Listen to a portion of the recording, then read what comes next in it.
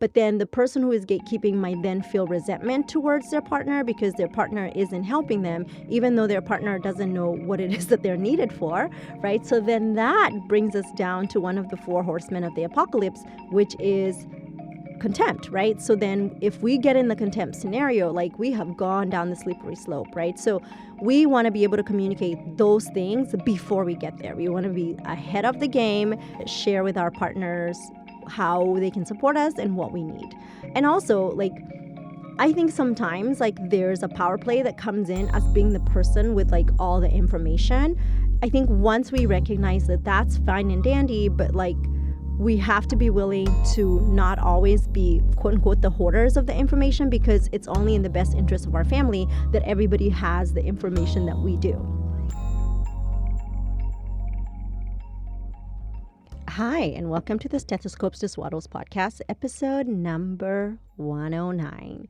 So today on the podcast, I wanted to talk to you about a topic that I've been thinking about, and the term has been kind of trending on social media.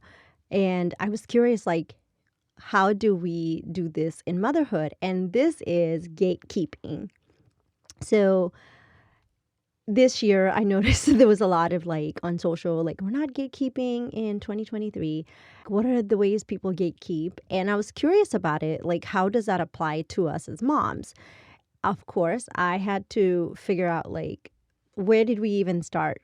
Like, I think part of it has to do with like influencers on social media kind of sharing like their takes on certain things and then kind of hiding behind like some of them. So basically, according to the Urban Dictionary, we're going to use that today for a second. It's where someone takes it upon themselves to decide who does or doesn't have access or rights to a community or identity, but also kind of keeping information. Like, you're making things very like private, like, you don't want anybody to know where you get certain things or how you accomplish certain things. So what I wanted to talk to you about today was maternal gatekeeping and also gatekeeping amongst working moms. So we're going to talk about what are some ways in which this behavior manifests as far as maternal gatekeeping, what are the signs, what is the impact of it, and then we're also going to talk about gatekeeping amongst moms, because I think that happens a lot too. So yeah, let's get started. Hey mama, you deserve a life free of overwhelm and burnout. Welcome to the Stethoscopes to Swaddles podcast. I'm your host, life and mindset coach, Shiro Bergbauer. I'm also a wife, mom, and CRNA. This is the podcast for high-achieving mamas in medicine like you and I. Together, we'll learn how to navigate the ups and downs of working motherhood. If you're looking to thrive in your relationships and overcome overwhelm in your motherhood, marriage, and medicine, you're in the right place. Welcome to the Stethoscopes to Swaddles podcast. What is gatekeeping in the context of maternal gatekeeping? So, and again, this is not an exhaustive definition at all, but it's where, as women or moms, we try to control the limit of other people's involvement in parenting and household duties. And I was thinking about this, like it is not just applicable to our partners, it's applicable to like anybody. So as the mom, right, you are the ultimate gatekeeper to anything related to your child, right? Which can sometimes look like preventing other people from getting involved. And a little story here. When my daughter was about 3 months old, she was 3 months old, she was getting baptized. That's kind of how I remember this.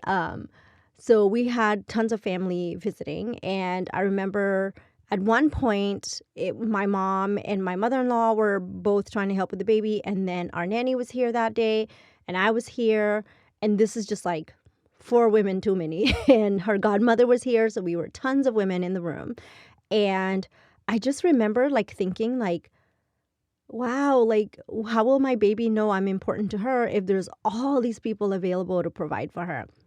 I know, postpartum like brain, right? And again, postpartum depression and anxiety will make you think, do, and say crazy things.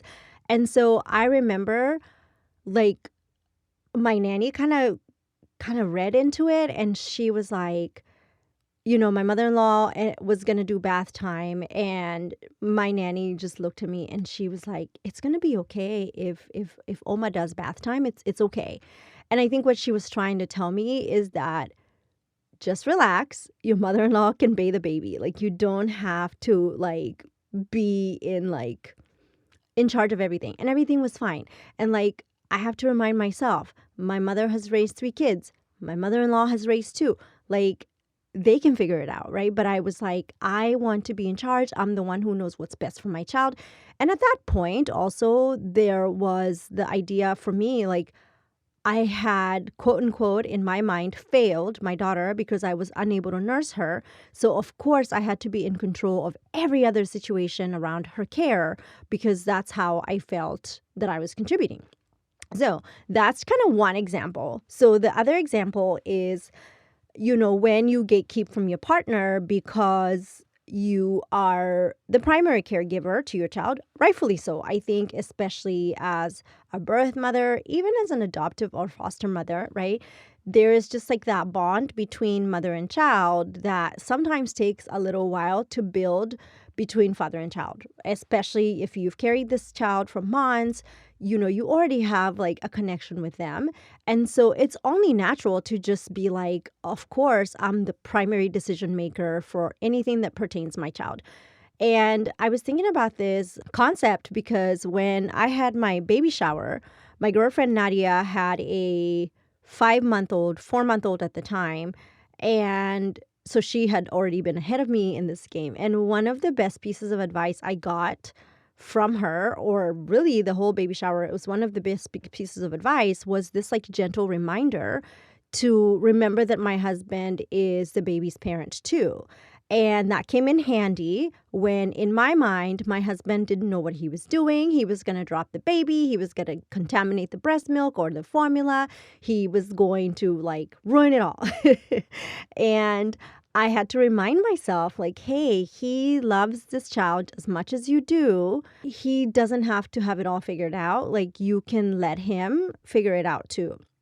And I think one of the best parts about our parenting journey is that first 2 weeks, we really spent time together as 3 of us trying to get to know each other, trying to establish a new flow in our household. And so it was a lot of like giving up, control, right? So let's get into maternal gatekeeping, and in the context of, again, limiting your partner's involvement in parenting and household duties. Again, this can be from the desire to be in charge and take control of the household and parenting decisions, or the belief that the mom is the primary caregiver and therefore like all these responsibilities are hers. So how can we notice ourselves gatekeeping from our partner? One is when we find ourselves criticizing your partner's parenting abilities. So kind of, even if not outwardly, like thinking like, he or she doesn't know how to do this thing that I'm so good at when it comes to my child. I can't trust that he's going to take good care of the kid. Therefore, I need to control the scenario 24/7. The second one is when you assume primary and sole responsibility for taking care of the kids and the household chores. That looks like, taking over and never letting your partner like help out with household duties and dealing with the mental load of parenting and not sharing it with your partner. And so what happens is that now there's an unequal distribution of labor, right? And then especially as a working mom, you literally have like 2 full-time jobs. It can be, exhausting, and it can contribute to your mental health decline.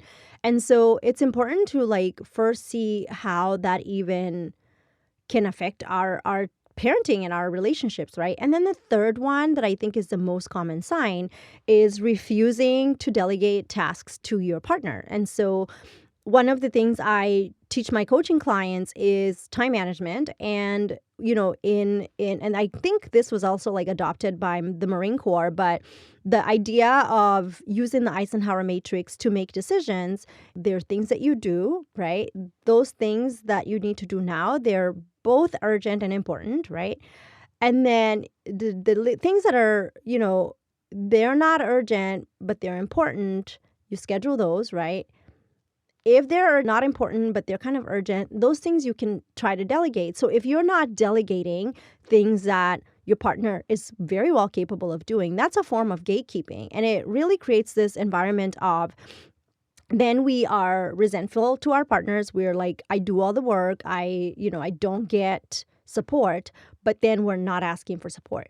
I feel very comfortable sharing this because I have been guilty of maternal gatekeeping, right? Where I'm like, I'm the one who knows like the right activities for my daughter to do after school. I'm the one who knows like I need to make all these dentist appointments and doctor's appointments and just doing absolutely too much. And one of the things I had to embrace, especially as I continue to grow my business, is that there are things that I can delegate. And so like one example recently, kind of trying to troubleshoot my daughter's taekwondo schedule, and she had some sparring gear that we had ordered and it hadn't come in, and my husband had asked me over and over again had I checked in with the master about the taekwondo gear. And somewhere in the back of my mind, I was like, wait, I think when we signed up for Taekwondo, my husband actually like took charge of going to meet with a teacher.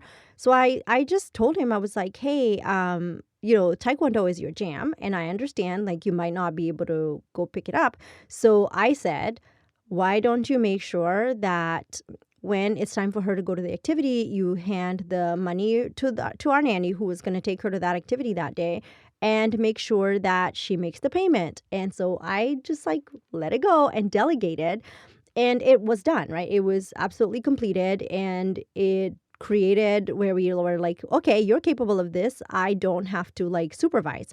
And recently I was going through a stressful period, and I was talking to my therapist about something, and she said, well, which of these things have you asked your husband to do?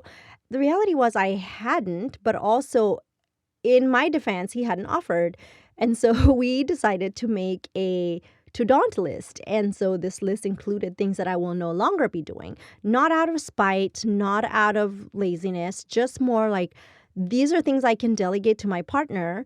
Instead of offering them up as a suggestion, I am offering them up as a delegation. So this is now your task. You're responsible for it. And for context, like I was thinking about like my child's school, and she's in pre-K 4, but our school literally has like 4 or 5 apps. There's an app where we pay tuition. There's an app where we log in to update like our vehicle information for carpool. There's an app where we log in to sign her up for after school activities. There's another app that we get all her curriculum information. So there's a lot of like logging in and out, and then we get like update from the school every week. We get a weekly notes email from the school, and it has like important information and it has to be read. So just around like the matter of my 4-year-old going to school, there's like a lot of information, right, that is coming in. And if I'm not delegating this information, half of it like gets kind of missed because it's just a lot happening and you're not asking for help. And this actually came to my attention this week where my daughter's gymnastics has like a little activity, and I was calling to sign her up. And I asked a question about summer gymnastics. She really, really loves gymnastics. When I was looking at the notes that they sent from gymnastics, I had totally not paid attention at the end of last year where my daughter had been offered an opportunity to join the advanced 5-year-old girls team. And this is an invitation only thing. And because I missed it, I put her in a regular class. And so when I called the gymnastics place, they were like, by the way, were you aware that she had been invited on this team? And I was like, no. That made me realize like there was too much going on in my mind. And I just missed it. I have also been honest about like sometimes where I have sent my child to school in spring break. But that was before we had a real serious school calendar in her new school.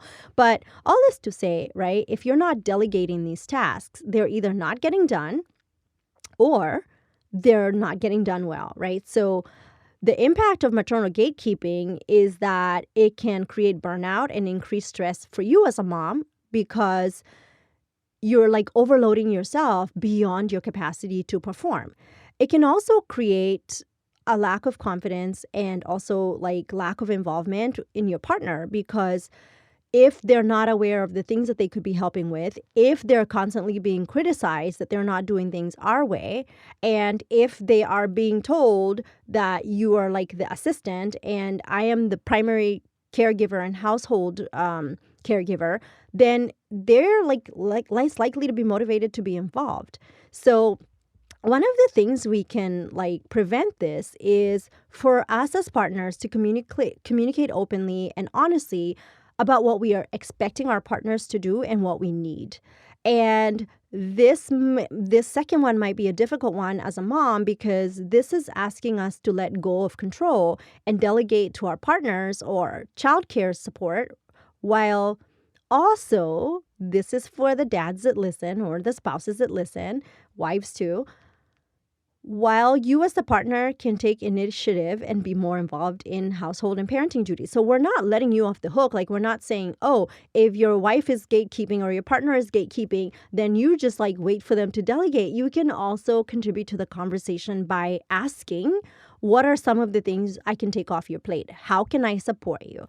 And an open communication. If you feel like your partner is gatekeeping, you can be very upfront by coming up with a soft and startup. You can say, I feel excluded or I feel unutilized when you don't tell me how I can support you, or you take over all the childcare and household tasks.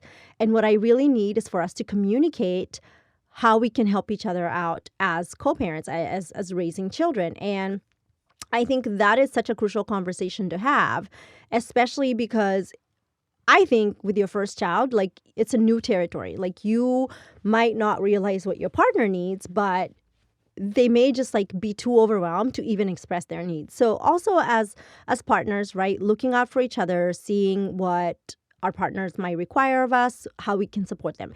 And I know, like, I'm saying this in the context of moms. I'm fully aware that there are fathers who are the stay-at-home primary caregiver, right? So this concept of gatekeeping might also happen with a working mom whose partner is the primary caregiver, where they don't know what happens in the day-to-day. And so their like the primary caregiver, who might be now the stay-at-home partner, might be excluding this information from them, right? So I've seen it in communities where people talk about having a stay-at-home husband and not feeling like they can ever take charge. One of my coaching clients, actually, she and her husband have this like amazing arrangement. And so he stays home with the kids. And one of the things we were coaching about is like, when you return to the family, right? It's like you have to reintegrate yourself and like ask for like almost ask for, hey, what am I needed? How am I needed? And it's very easy as the working partner to sometimes feel that you're unneeded. So that is also a situation to consider. Like, how do you respond when maybe you can't jump right in and get in the flow, or you kind of feel like your family has a flow and you don't know where to fit in? So that is such an important conversation to have with your partner, asking like, how can I support? What are some things I can take off your plate? And also giving like your stay-at-home partner support to also take a break and rest, right? Because we might be feeling like, I'm the one that's going to work and being the breadwinner, I'm doing all the work, and you're here with the kids. And when I come home, I don't want to be like thrown into the fire, but also recognizing that it's easy for that primary caregiver to burn out. Just like we said, it can be very easy for you as the mom who is gatekeeping, obviously, to burn out. And so we have to like recognize, right, like, what is the impact of this on our family? What is the impact of us gatekeeping on our relationship, and also our ability to go to work and perform at our best? If we are burned out at the house front, right, it's very easy then for that to like show up and manifest in the workplace. So having recognition of, it's not a contest. You're not in a contest with your partner, right? Like, the goal is to raise resilient children and to work together as a team. And I think that in situations where we start thinking that we are in some sort of competition with our partner, it could be a very slippery slope, because we may actually negatively impact our children at a level because we're withholding information and respect and support to our partner. So our children are maybe mirroring that. Our children are noticing how the dynamic of the family works. And so I think it's important, if you've noticed this in your parenting and in your relationship, I think it's important to just like take ownership of that. Like, it's not a negative thing about you. It's just like, take ownership of like, how am I gatekeeping, and how can I like create an environment of safety in our family and communication and openness? Because one of the things I think happens after prolonged, amount of gatekeeping. So the person who is gatekeeping is stressed out and burned out.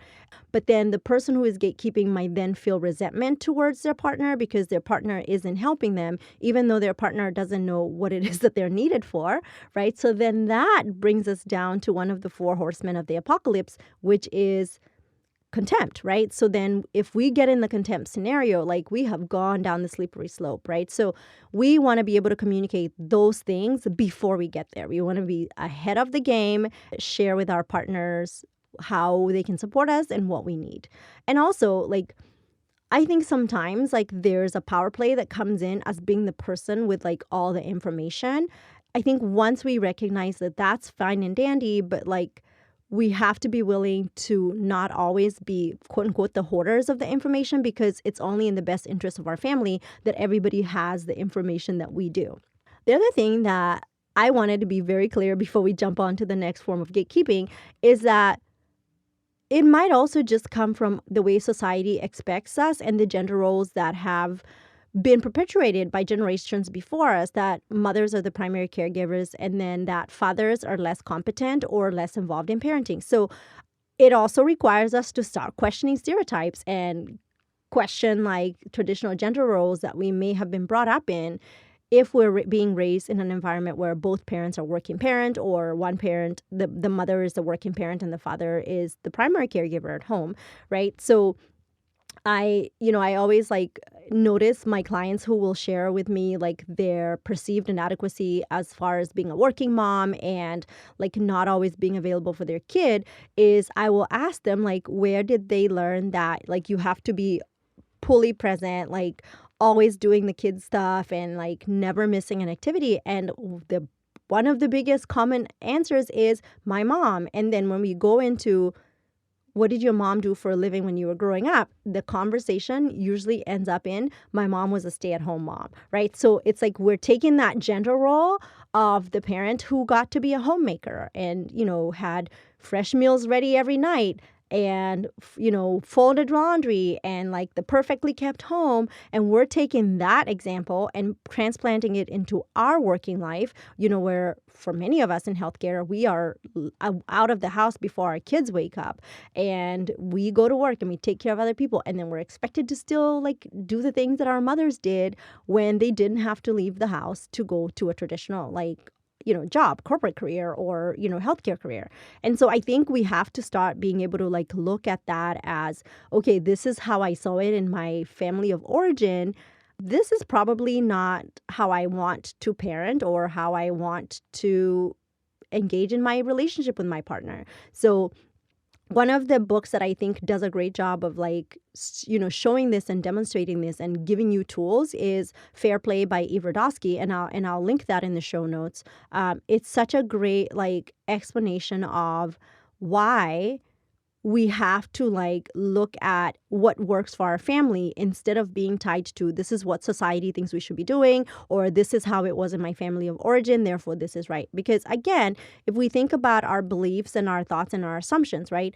When we come up with these assumptions or like perceived gender roles, it's just thoughts that we've had over and over about the concept of gender roles. Like, so if you're like, women should be the ones that do the housekeeping and do this, and men should be the ones that take out the trash and fix the broken things, and then you happen to be a woman who was raised in a household where you could do all those things, then it kind of gets confusing when your partner is like, well, but I'm the husband. I should be like, changing out the light bulbs, but I actually don't know how to do that. And the wife is like, well, I do. I was raised to do it. So we have to be able to question those gender roles and find out what works best for our family.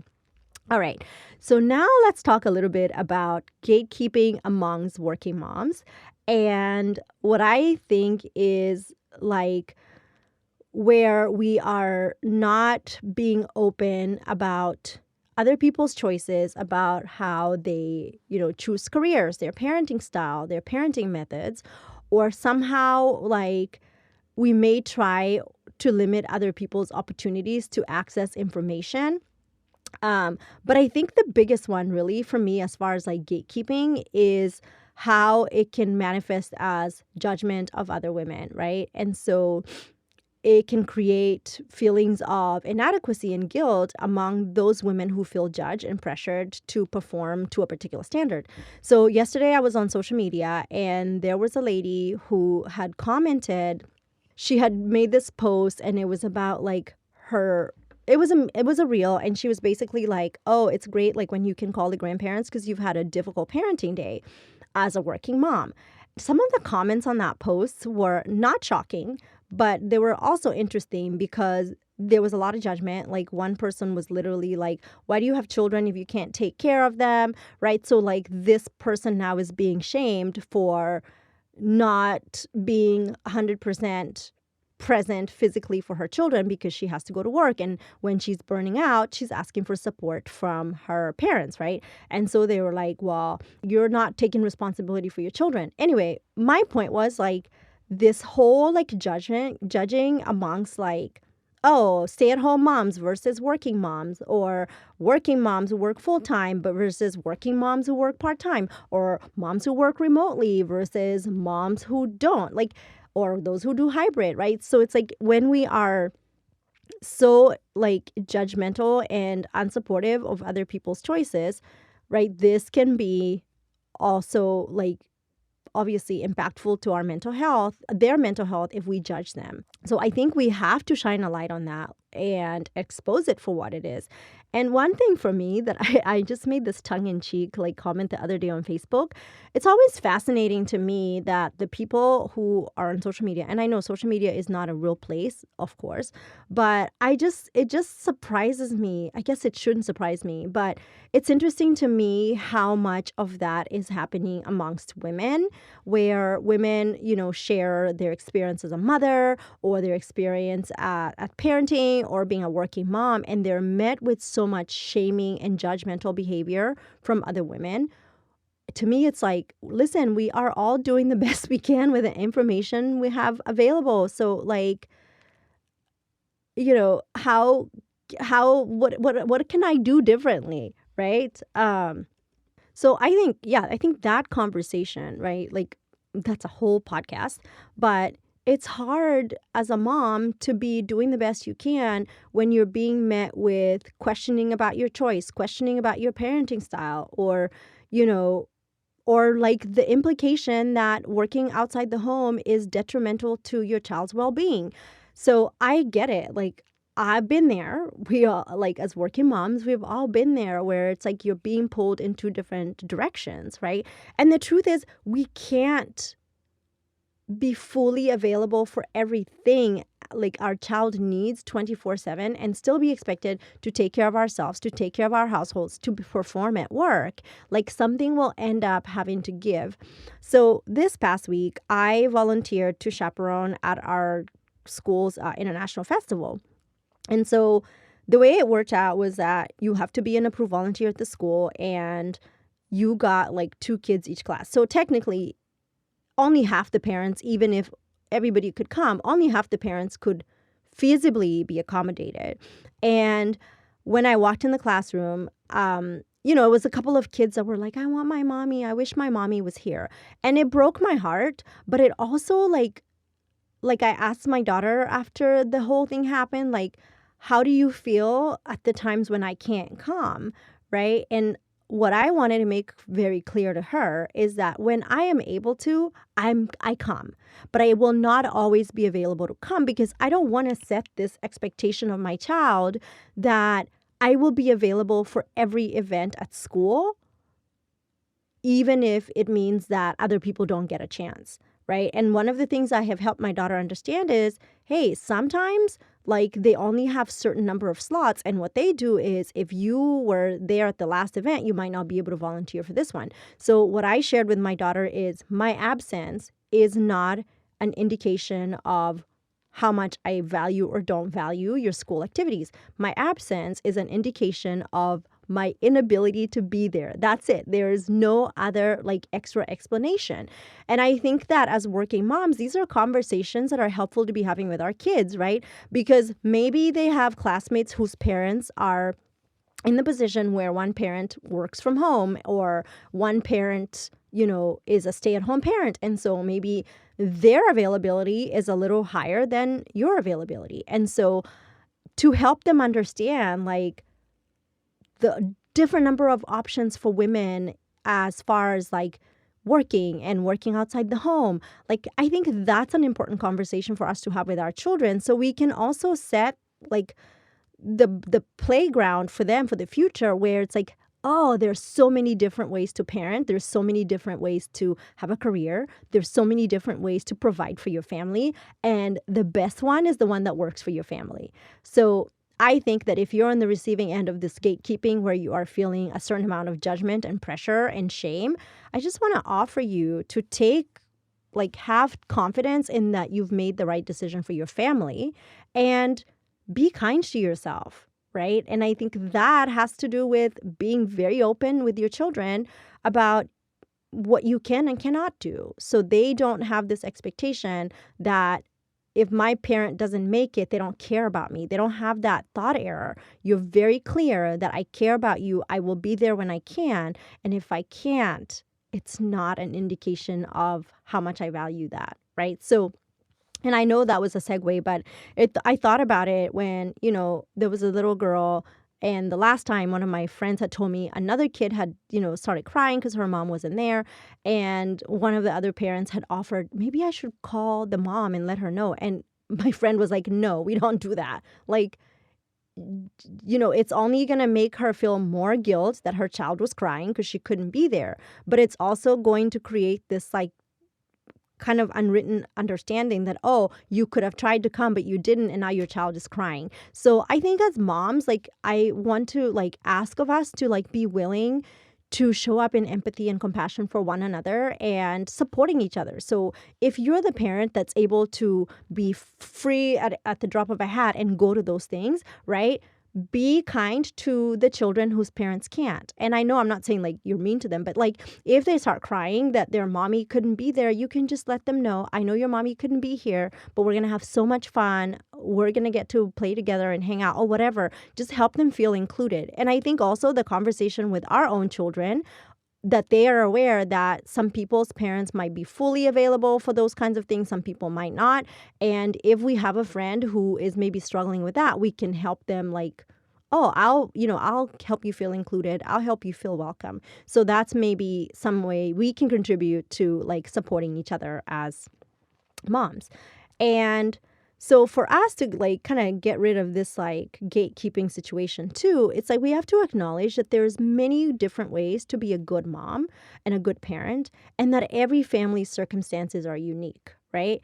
And it also asks of us to notice when we are in judgment and criticizing other people, even in our minds, right? And instead paying attention so that we can focus on building a supportive and inclusive community of working moms. Because if we work together and we support each other, right, we create a more positive and empowering environment for ourselves and our family and other parents, and their families. So one of the things and the reasons behind the Smart Mama Club is that I want to have a community that's for us, that, nothing is off limits. There is no judgment. There is no criticism. It's a safe space for you to be yourself, and also for you to carve out time to feel like a human. That your definition isn't I'm so-and-so's parent or I'm so-and-so's wife. Like, this is your chance to be a human and get the support and give the support. I'm very passionate about this community, and I'm just like so excited to see how people are responding to being in the community and the work that we're doing. And so I want to invite you, if you haven't checked out the Smart Mama Club, you should come check us out. And also, I want to invite you to my May MasterClass. And this MasterClass is going to be on overcoming and interrupting inadequacy. It's going to be on May 8th, 2023 at 6 p.m. Central Standard Time. And we are literally going to unpack how and what creates this notion of inadequacy amongst high achieving moms. Like people who have 7-figure businesses, all sorts of accolades and career contributions, and still feel like they're too much or not enough. And we're going to dig deep into the origin of those thoughts and assumptions. And we're going to start creating tools to empower each other and ourselves so that we can interrupt inadequacy and live life like we're supposed to. So I will include the registration link in the show notes. And it's going to be stethoscopestoswaddles.com/empowerment, but I'll include the link in the show notes so you can register. And if you can't make it live, no problem.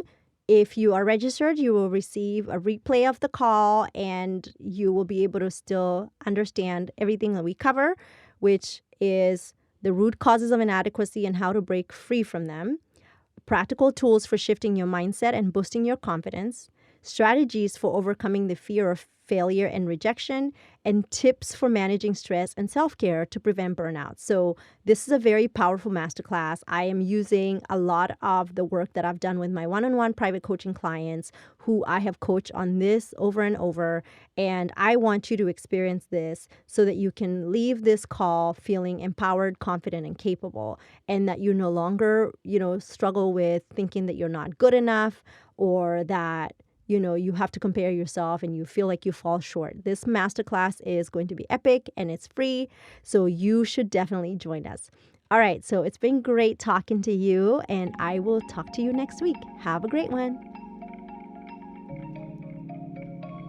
I'm Shira Bergbauer, and you've been listening to the Stethoscopes to Swaddles podcast. New episodes are out every Monday. These episodes are created by me, Shira Bergbauer, and produced by Cassidy Mitchell. If you enjoyed this show or found it helpful, please rate it and review us on Apple Podcasts. If the concepts I share on this podcast resonate with you, or you're ready to change your relationships and mindset, I can help you. If you'd like in-depth, personalized support, I'd love to invite you to apply for my Life and Mindset coaching program. Just imagine you and I every week working together as I teach you the tools to up-level your life. To book your free 1-hour consultation call, go to www.stethoscopestoswaddles.com/consultation. You're doing a great job, Mama. Have a great week. Bye now.